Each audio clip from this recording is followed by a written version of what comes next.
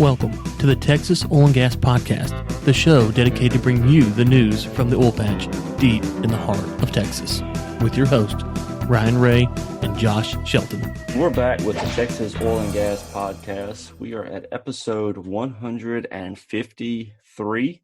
153. I'm your host, Josh Shelton. Friend and co-host Ryan Ray joins me today. Ryan, it's been a lot going on this week, man. LinkedIn's been acting a little crazy. Some strange things going on in the market with negative oil prices for the first time in the history of the world. A lot going on, man. I've all the doom and gloom. It is making for good headlines. Wait, that was last Monday we recorded, and the prices went negative. Was that last Monday? That was last Monday. How short a time she'll change the world. Yeah. Wow, it feels like it's been a month since that happened. Okay, yeah, that was last Monday. So, yeah, a lot's happened. So, first thing, let's go back here. We sent out the bat signal for Speikner, and it feels like it took negative oil prices to revive him and to get him up and going. He is back. He finally got back to me either Monday or Tuesday last week.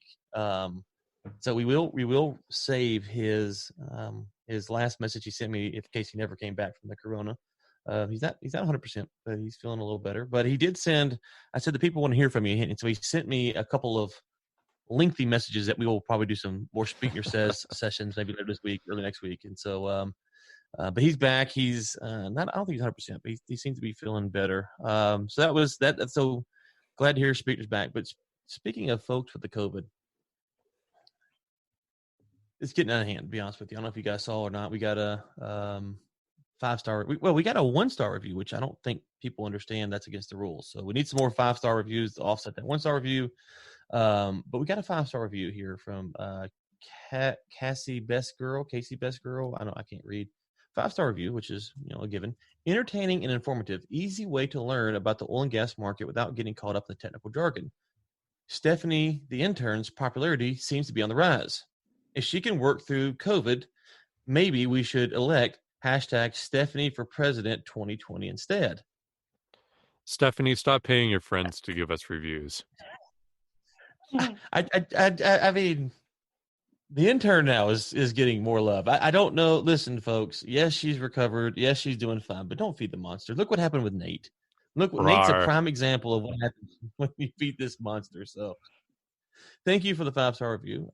If you are new, we would appreciate some more, as we did get a 1-star over the weekend. I have a sneaky suspicion what caused that, but that won't get into that here. We get some 5-star. So some more 5-star reviews. We're currently at 260 5-star reviews.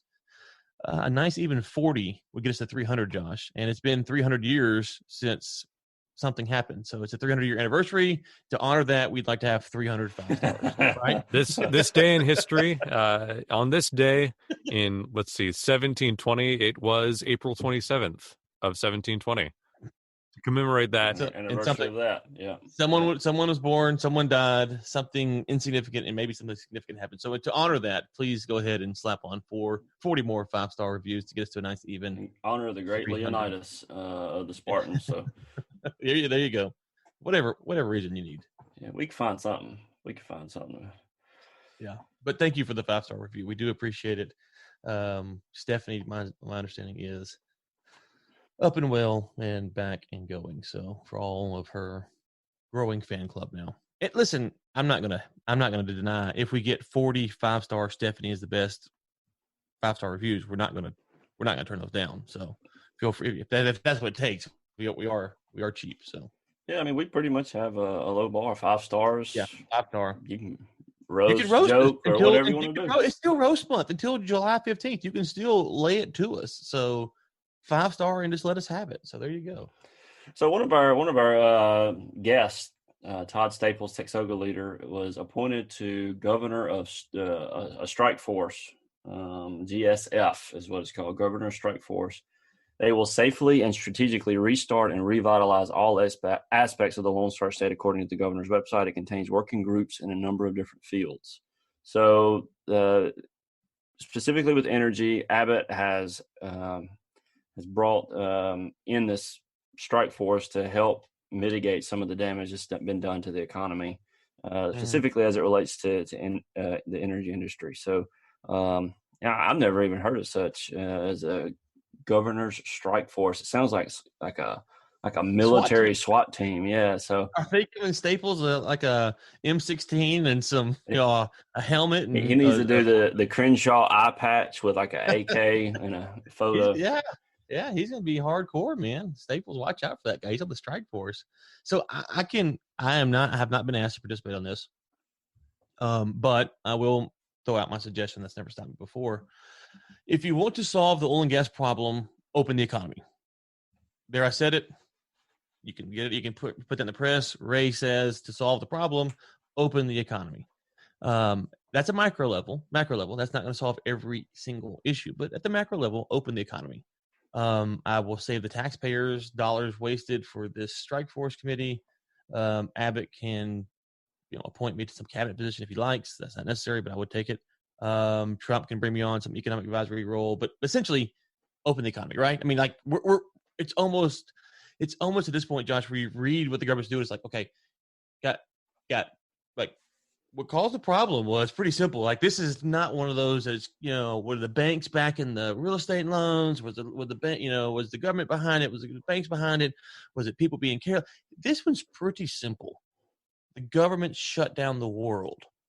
Now, opening back may not take you back to previous levels, but you can't get back there unless we do something we've never done before, and figure out how to work from home from everyone. So it seems that that's a simple solution. Am I underplaying this? Yeah, well, it takes a serious IQ to realize that the government kills a demand by shutting down economic activity. Yeah. And as complicated as it seems, to get demand back, you just need people to start using oil and gas products again. No technical jargon there, just the basics. Yeah, I mean, I'm sorry, what does that mean, Josh, for people to start using oil and gas products again? Well, there's driving a car more than once a year would be a good start. Yeah, driving a car, flying in an airplane, riding the bus.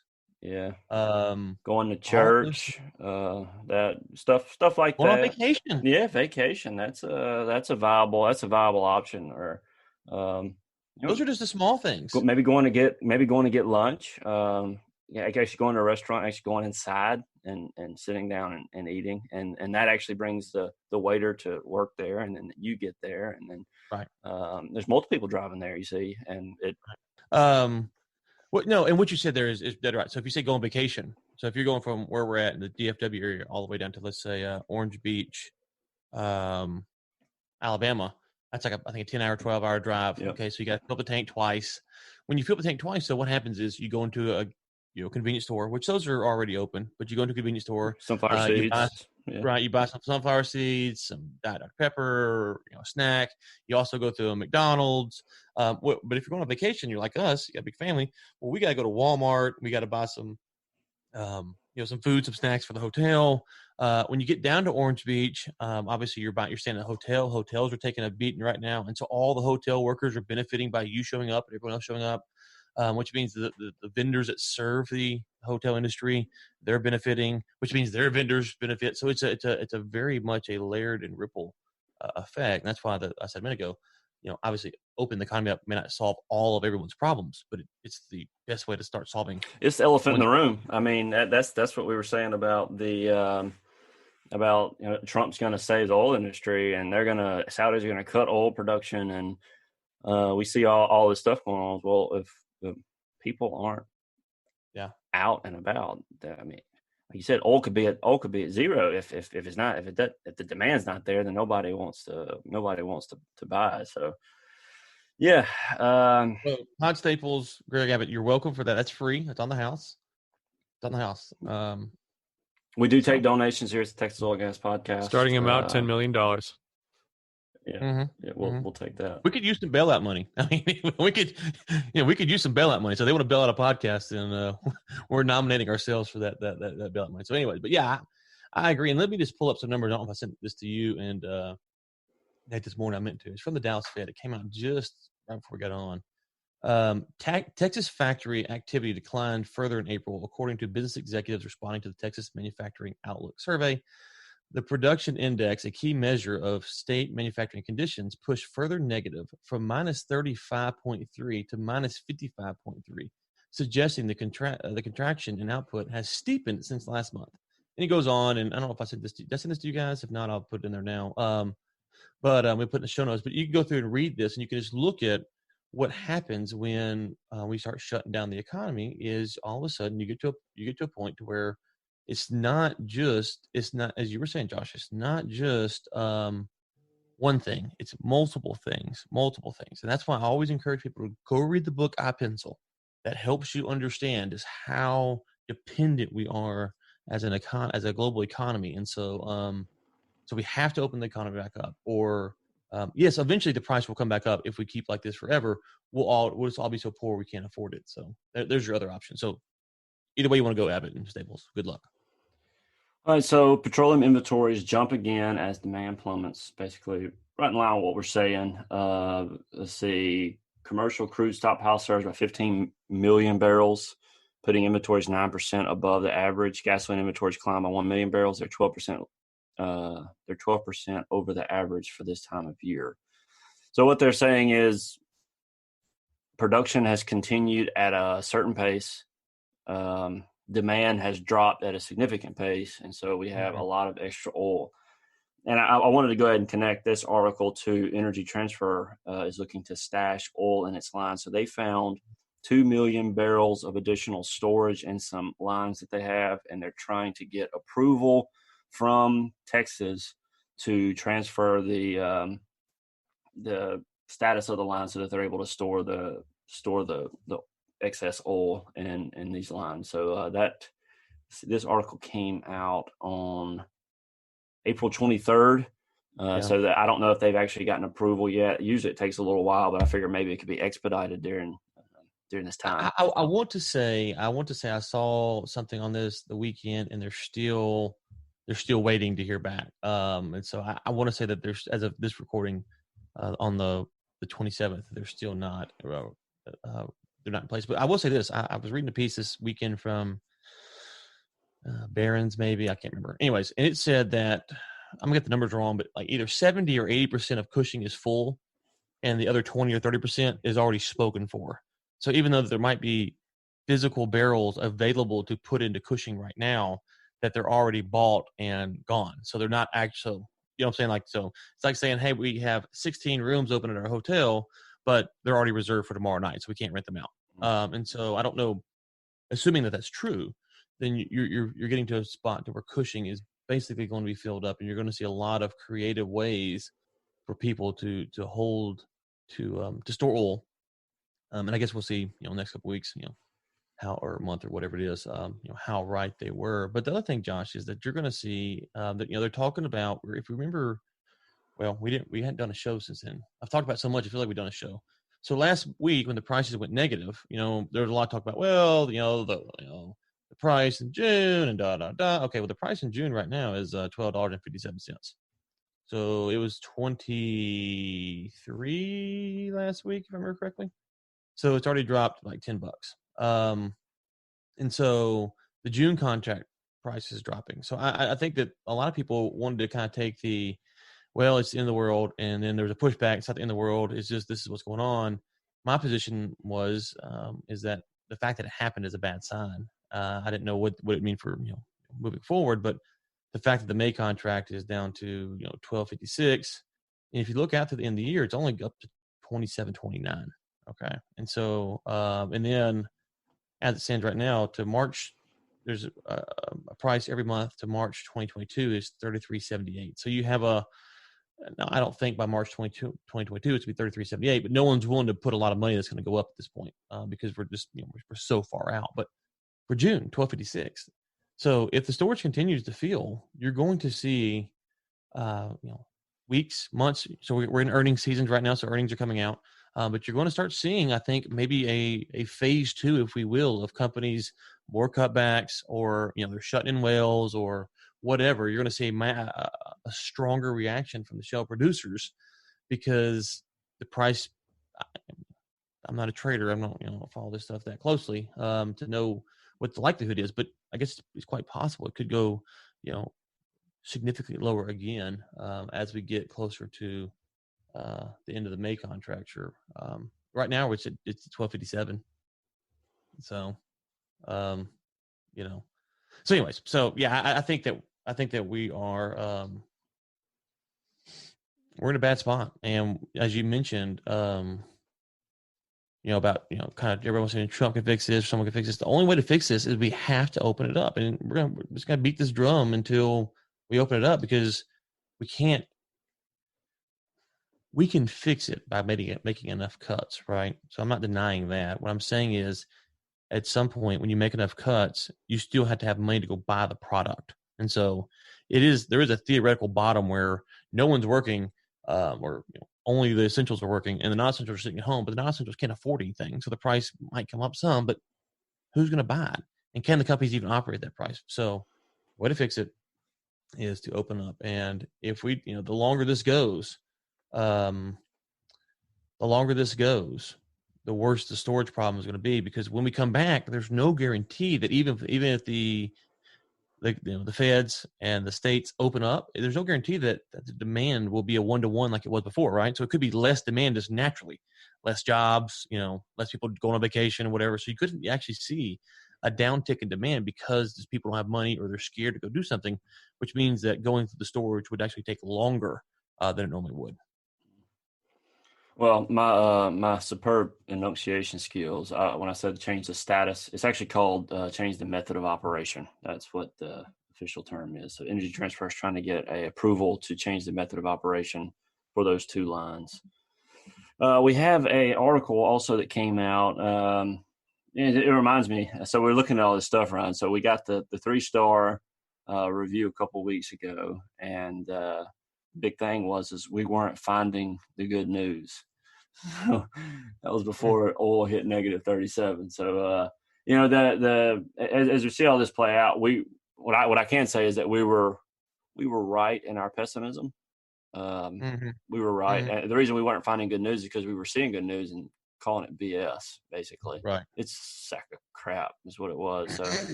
so we just we could report on it, but there's no way forward in the very short term. Like I'm with you. I think by March next year, I think oil is going to be much higher, and I think that the prices are going to. I think they're going to take a steep increase way before then. I say way before. Mm-hmm. By the end of the year, prices are going to be higher than what they're projecting. I would be willing to. Assuming we open things back up. Yeah. That's right. I think we are, because if you just look at just Texas right now, their unemployment, they're spending anywhere between $500 to $700 million a week on unemployment right now. I don't know how much the help they're getting from the feds on this, but it's not a lot. They're going to have to take out a loan. I saw a report said they were running out of money. So there are multiple states that are going to be running out of money, and they're going to have to borrow money from the federal government in order to keep paying this stuff. And it's going to start happening at a clip, because so I looked at the 08-09 recession stuff, numbers from the Texas side, and for a 6-month period, they're going to eclipse that in about 3 weeks. Now, so compared to the 08-09, Texas is going to eclipse that in 3 to 4 weeks, is what it's going to take for them to pay as much as they did over that whole 6-month period. And that was a recession that was pretty tough. So that is significant. The amount of money that they're blowing. So they got to open up the economy. There's just no way, not just from the oil side, just from people not being, I saw credit card debts not being paid, mortgage forbearance and stuff, all-time highs. There is a lot going on. They got to open up the economy, or this whole thing is going to get nasty. Well, yeah, let's talk about that, Josh. I don't know if we've talked too much about kind of our thoughts on the COVID thing from the beginning. We've touch around the impacts of it. My stance has been is to leave things as they were, and if you wanted to do something, maybe take the endangered, the high risk group, 65 and up, and maybe organ donor list or some folks that are vulnerable, something like that. But a pretty defined list, and say, okay, well, we will kind of support you folks for a few months. And the reason I said that is because there's certain demographics that are more vulnerable than others. And if you get it and you're in, if you're 78 and you're in bad health and you get the coronavirus, it's probably going to kill you. If Josh and I get it, the odds are it's not going to kill us. The odds are actually probably asymptomatic. Yeah, but we could get it and we could kill us, but it's just not risky. So that's been my stance from the beginning, and that's still my stance to this day. And what's frustrating now, Josh, is you said they had to open it up. And so I was going to say to listeners, here's kind of your options. I'm not saying you have to have my stance on the virus. I'm not saying that. Here's what I'm saying. A friend of mine sent me the other day that he was concerned. Someone told him that there won't be a vaccination for 2 or 3 years, that the virus might have mutated and that it's not going anywhere and all this stuff. To that, I would say, if you think the virus is here to stay, then we absolutely should not continue to shut down because we're not getting rid of it. And the flatten the curve, just to be clear, was never about less people getting it. It was a longer period for everyone to get it. Right, Josh? Yep. I mean, that's the thing. It's not flattening the curve does not mean less people get it. Now you start thinking, well, how does that work itself out? And I'm just telling you, that's what they said. That's just what they're saying. That flatten the curve does not mean less people get it. It means it just takes longer.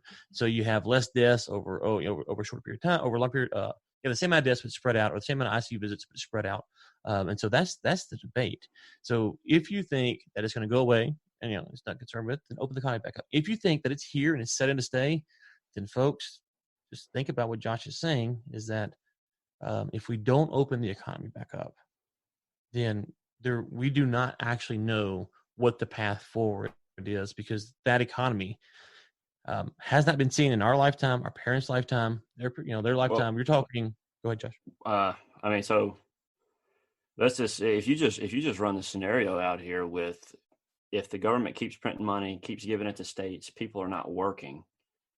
People need to realize, I mean, just at just a basic level, the value of the dollar is going down as less services are being provided. Right. So if you have a dollar that could buy you a hotel room and all the hotel rooms go bankrupt, well, dollars can no longer buy hotel rooms because now, so as services begin to decrease, the value of the dollar begins to go down. And as they print money, it's just from a standpoint of, if they print $2 trillion, then the dollar goes down as well. The dollar goes down as well, just from inflation standpoint. So if this process continues to go unchecked, you're going to have from two sides the value of the dollar going down as more and more and more money is being printed and less people are actually able to work and provide service. And there's only a certain amount of time the government can just print money without any service to correspond to that money. So if somebody's not working to provide a service, but money is still going out, there's only a certain amount of time that's going to happen before the value of the dollar starts to plummet, kind of like Venezuela style. And I'm not fear mongering. I don't think that's going to happen. I think honestly, right now, all the news I'm seeing, people are like, we got to open this thing back up. So I do believe that is the path forward. You just have some idiots in politics and on the news that don't seem to get the implications of. Yeah, I would just say this. So if you're scared and you're scared this is going to kill you, I can sympathize with that. I don't know all of our listeners and their ages and their demographics, or they might have cancer and there might be things going on. So I want to be very careful what I'm saying here. I'm not speaking that the virus is not deadly. For certain demographics, especially, it is extremely deadly. For the rest, it's really not that. What I'm saying is, if you're in the demographic that is not deadly, this is whatever percentage of our audience that is, and you're concerned about getting back to life as normal, understand this, that if you believe what the World Health Organization is saying now, which is that, you can get it once and you can get it again, which is kind of a new revelation almost for viruses. Most people say that, we get a new flu every year, a different cold, all this stuff. So if you think that, then there is no reason not to get back to work, because the vaccine, at best case scenario, would take a year. It could take longer, and it might never come. So I just want people to stop and think about the impact. And it's not. And people make this argument where you're saying, "Well, you're willing for people to lose their life." And what I would simply submit is, what you're getting at, Josh, is that if the global economy shuts down for months and months and months on end, it continues, there will be loss of life. It's just not the type that you're thinking about, and that is something that we can work towards improving on. So I know it's a controversial topic. I know people have very strong opinions on it. I'm just simply saying my stance before, you can ask Nate, you can ask my friends, was let it go. If you want to make a compromise, certain demographics, give them a few months worth of living expenses. The reality would be, though, that they would still be vulnerable at some point, right? Because it's not going away like that. But if you wanted to kind of give it a few months to kind of let it permeate through the culture and see what happens, okay, man, that's a better compromise. But at this point, we're joking about the governor and Abbott and Todd Staples, but at this point, there's really not much of an answer to these problems. And the other thing I'll say is, Josh, for you real quick, is the good thing about printing money is that everyone's printing money around the world. So at least it's not the U.S., which is acting uniquely. So you might get some kind of rebalance. Everywhere is inflation. Everywhere. So we it's not like we're unique in that. So it is a concern. But I even heard this morning, I don't know who it was. Maybe I read an article, and it was someone was talking about this idea. And I kind of talked about this with you offline, is that we might have to kind of have a global reset for the debt markets, because you're going to have so out of whack. And I saw someone today that was alluding that it might just have to come to something like that, because the trajectory is off the rails right now.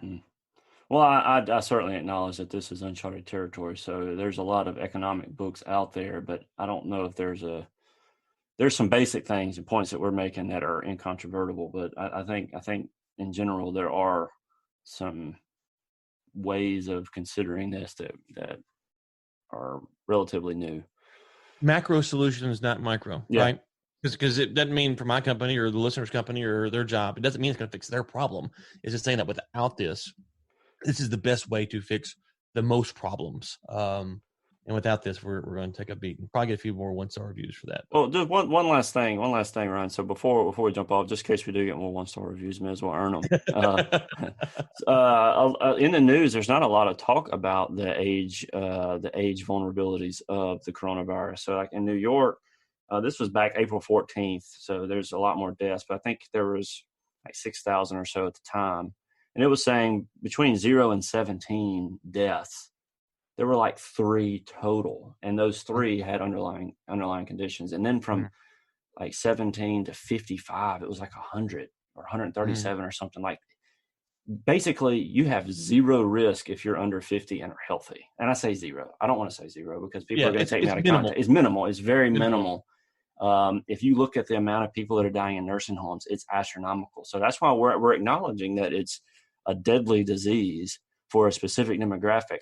And a proper quarantine or a proper response from the government, if you want the government to get involved because they're so incompetent, but if they do, that would have been the people to go after, would have been them. So I wanted to say what you're saying, Ron, is not being talked about in the media. So people aren't actually aware of who is vulnerable to the disease right now. So if you're going to get 1-star reviews, go check some of that first. 11,000 people in nursing homes in 36 states have died. 11,000 of whatever we're at, 50,000, 55,000, whatever the number is right now, I don't know what it is, have died in nursing homes. And so, what's that, 20%? And so you start, I don't know what the number, I hate to say because I don't know what the current death toll is, but yes, so you just say, in the nursing home, folks in nursing homes, I've had loved ones in nursing homes. So have you. We understand that those are really vulnerable people as it is, and so I want to protect them. Like I want to take measures for them, but making me stay home so that I can't provide for my family, or shutting down the economy that's going to end up affecting that nursing home at some point in the future. It's not. They have to eat. Just because of COVID-19 doesn't mean they don't have to eat. I got to eat. My kids got to eat. We all got to eat. So, I mean, COVID-19 doesn't remove our need to. And the final thing I'll ask you, Josh, and I'll let Nate weigh in here as well, is that these numbers about the percentage of death rate, I believe when we were talking about this before it hit over here now, and I want to address something with China in a second. I was saying we all seem to agree that this was the death rate, basically. Obviously, you as it expanded, it's you have kind of maybe take a number here, take a number here, but this was not something new to the United States coronavirus. This was what you were seeing, and the reason I point that out is because there's been a lot of talk about the Chinese lying about their numbers, and obviously that doesn't surprise me one bit. We're lying about our numbers too. Everyone's lying about their numbers, but this was never in question of who it was, and so it's a little frustrating for folks like Josh and myself that we've kind of followed this thing, and this was very predictable on a lot of levels. And anyways, so we'll get off that. But I think that we needed to probably address that, and we might get 15 1-star reviews. People are mad. I'm sorry, but you have to understand that this was never in doubt. This was always what it was going to be. It was just about, what kind of risk you're going to take, and we've chosen, the country has chosen this path, and now it's time to realize, okay, that's the path we chose. We can't do that anymore. Yeah. So even if you believe the worst of the worst about the coronavirus, the worst, it's 30 mutations, we'll never have a vaccination, then there's no reason to keep doing this, because we're all going to get it at some point, and some of us are going to die. So let's just go with it. Yeah, let's get back to work. All right, U.S. fracking set for biggest ever monthly drop. I think that's pretty clear. Breaking news there. Yeah. Man, when did that article come out? April 24th, Friday. April 24th, Friday. Man, yeah. These are COVID-19 days here, boy, because these are some long days. It must be like 28 years in each day. There's an article that came out too. Before we comment on the other ones, Sheffield, Permian will continue, but at a slower pace. So he makes a comment in there that the worst he's ever seen was in 1986, but this is worse. I will comment on that. I was only one. Yeah, I can't comment on that either. So he says he's gone through 6 downturns, and this is the worst that he's ever been a part of. This is Sheffield. I agree with him. I think I said that the day the Russians. This is going to be bad. Yeah. It's been so fast. It's been so fast, and that's what we can't even measure time. We're like, oh, last week was when the black money deal happened. God, that was forever ago. It's been so crazy. Go ahead. Sorry. No. Yeah, that's interesting. I'm thinking about back Monday.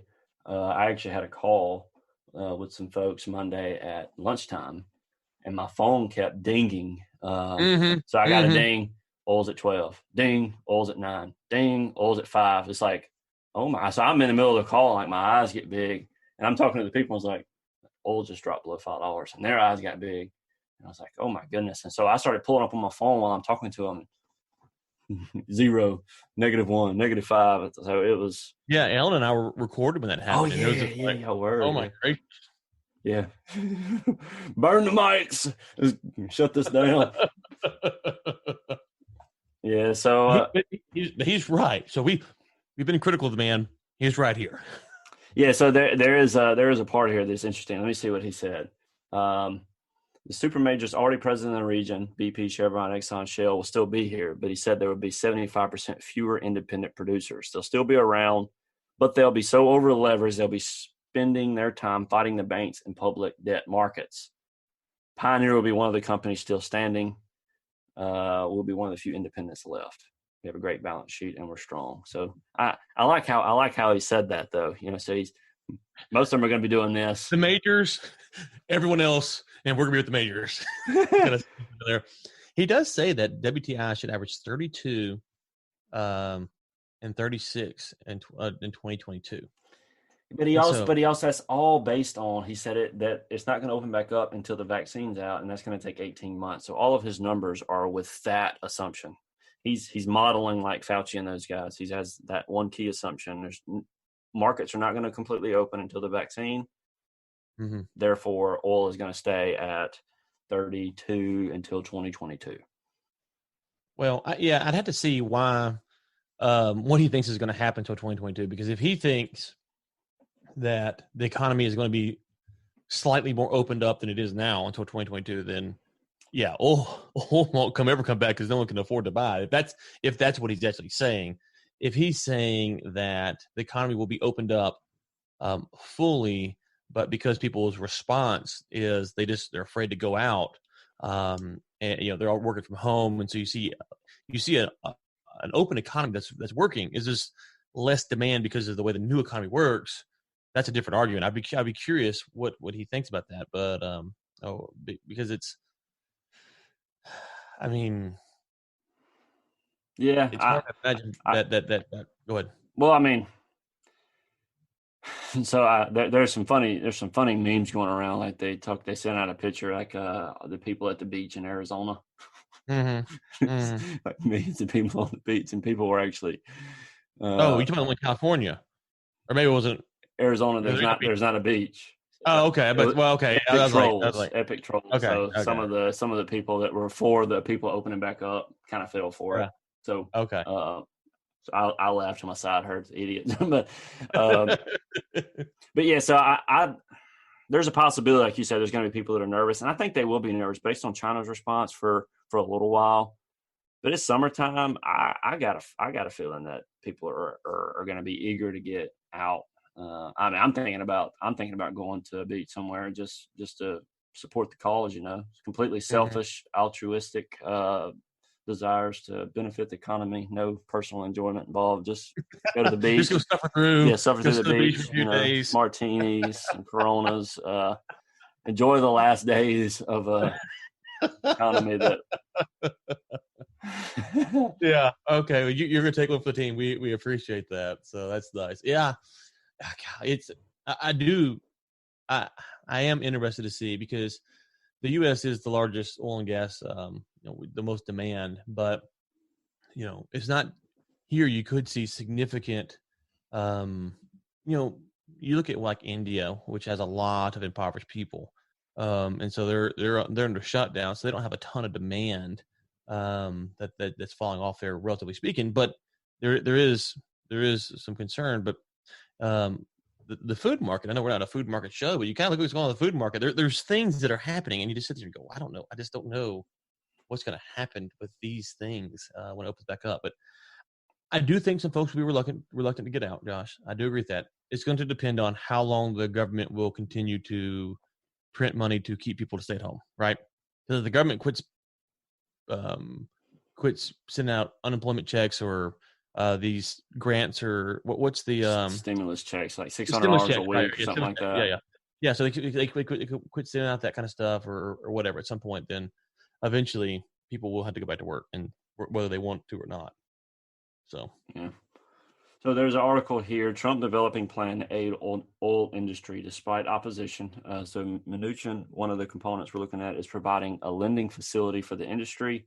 We're looking at a lot of different options, but have not made any conclusions. And then Trump he suggested Friday that one option would be to buy oil at a great price into the future. So basically a hedge, buying a hedge. And I don't know what that price would be. That's the problem, is where do you hedge it? I mean, if you go hedge it at $30, I don't know if it's better than 12, but it's not.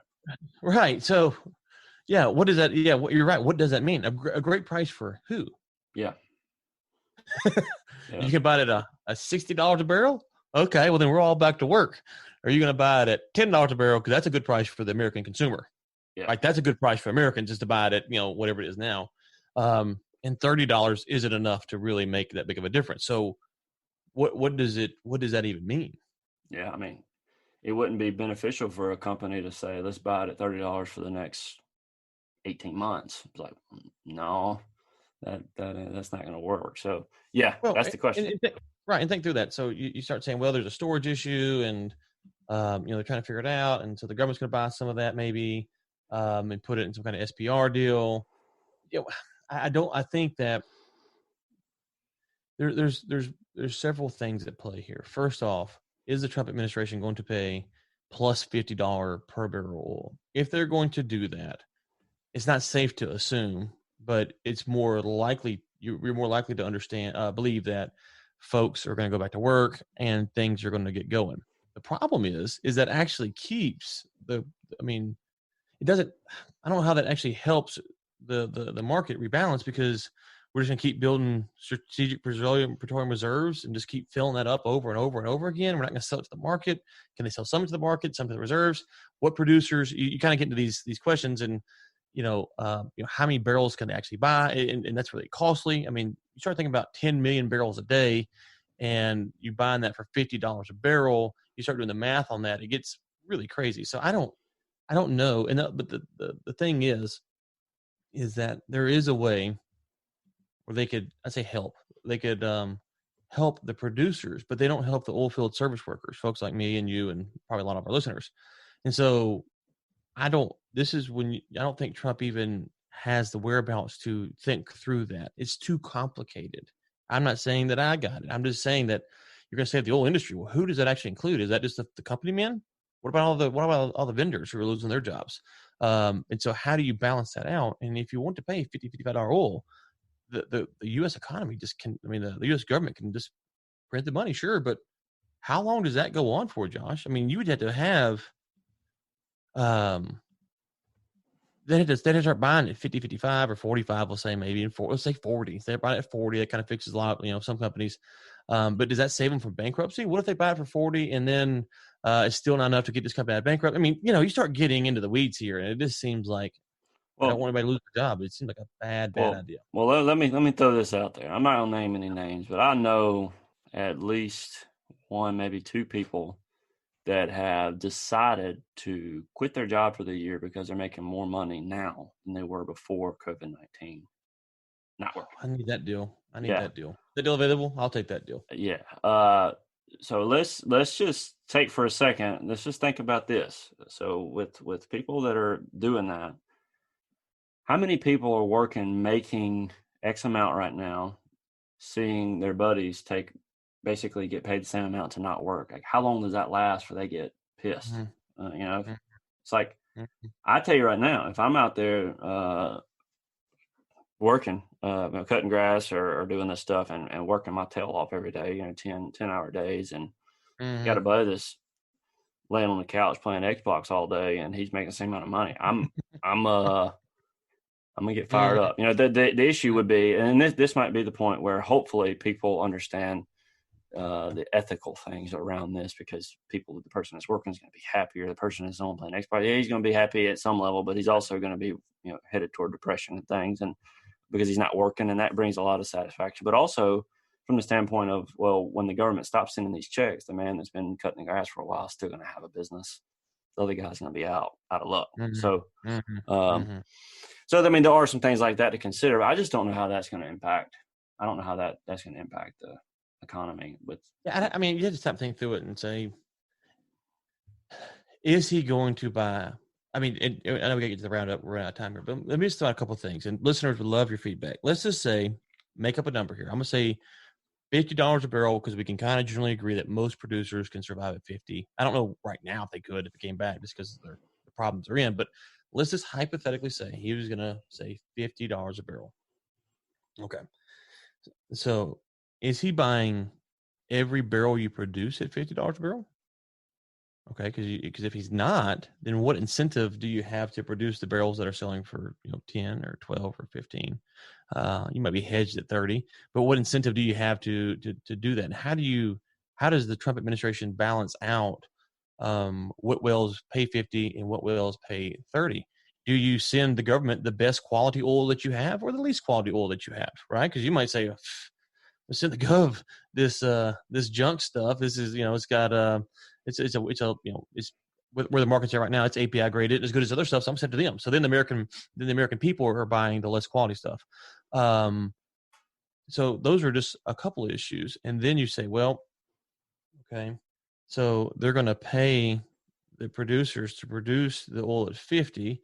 So then the pipeline companies, okay, so the vendors can then go back to work. So the vendors are now benefiting from this as well.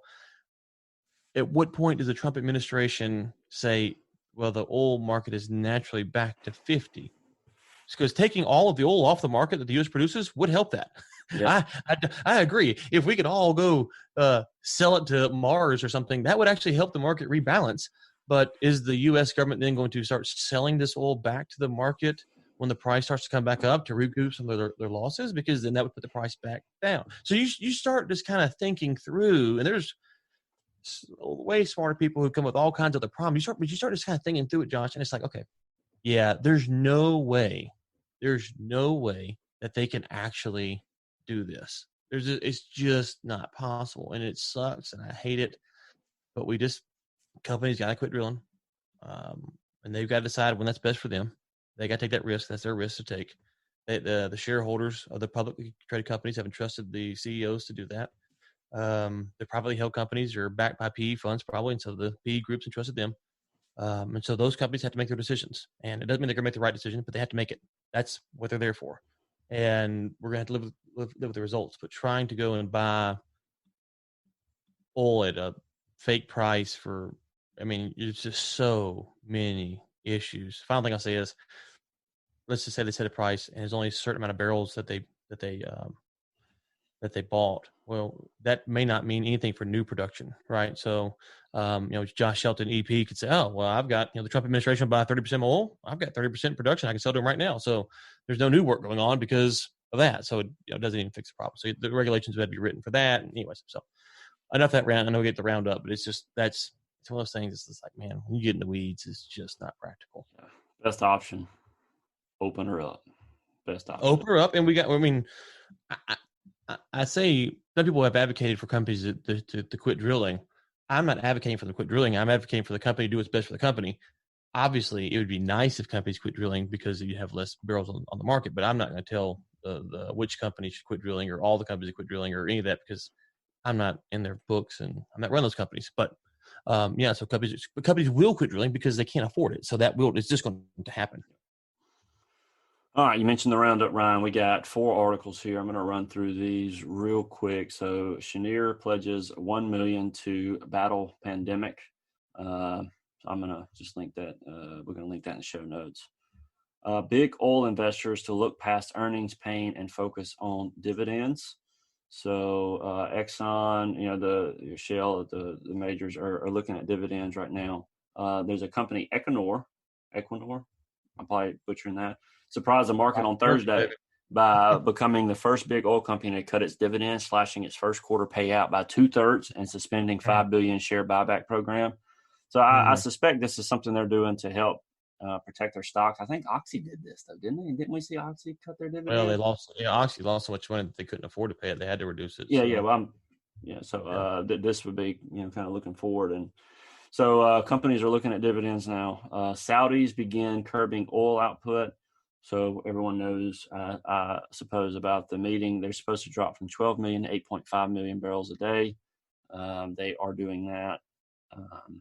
Again, this is only going to have any effect if all these economies open back up, which I see across the world that many are in that process of reopening. So I hope that continues to unfold. And the last one, U.S. Silica announces salary reductions for top executives.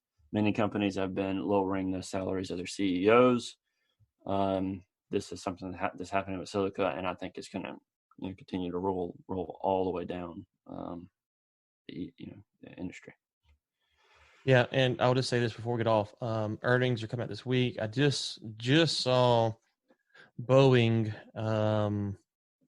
said, this is the Boeing CEO, says air travel recovery could take 2 to 3 years to recover. The company is doubly challenged by the 737 cancellations for the MAX. And I want to say, let's see here. I want to say that when it does recover, the commercial market will be smaller. I want to say I saw they're cutting their dividend as well completely. Yeah, before companies start paying dividends. Oh, it would be years before the company starts paying dividends again. So they're predicting no dividends the next few years. Another thing I will say for the listeners, one of the companies I like to follow when economic times are uncertain is Caterpillar, because they kind of have their hands in the industrial space around the world. Caterpillar's earnings will be out, I think, close of business tomorrow or Wednesday. Well, Tuesday or Wednesday, because when you get this, I think they're coming out next day or two. But Caterpillar's earnings will tell you what's going on in China and all over the place because they got equipment all over the world. So it's kind of an interesting company to follow, especially when you're trying to look at maybe macro trends of the economy. And so you can look at it now, and then you can look at it at the end of the next quarter, kind of see what's happened, what is Caterpillar seeing as far as actual boots on the ground, equipment being rented, and stuff like that. So that's just a little tidbit of a company I like to follow when I'm trying to figure out maybe more of a macro approach to things. So they might not have good results now, but at least you can have something to compare it to in a few months. Final thing is 5-star reviews. We would appreciate them. I thought about, now think about it. Stephanie for president, that's the roast. That's the roast. But well played. Yeah. That was the roast. That was the roast. What a joke. Oh, they played you, Steph. You thought you had a fan, but they played you. Yeah. Stephanie for president. So, that's a good roast there. I did not see that coming. So, 5-star reviews, we would appreciate it. folks, try to keep your head up, keep going. It is tough out there. I know. Hopefully things will begin to open back up. Hopefully around the world, not just here in the great state of Texas. And I will put this. I'll send this to Nate. There is a thing on Twitter with a fake video of Trump and Kim Jong-un having lunch. And so it just pulled up. So the internet's the best. So we'll include that if you need a little laugh in your day. Until next time, keep coming.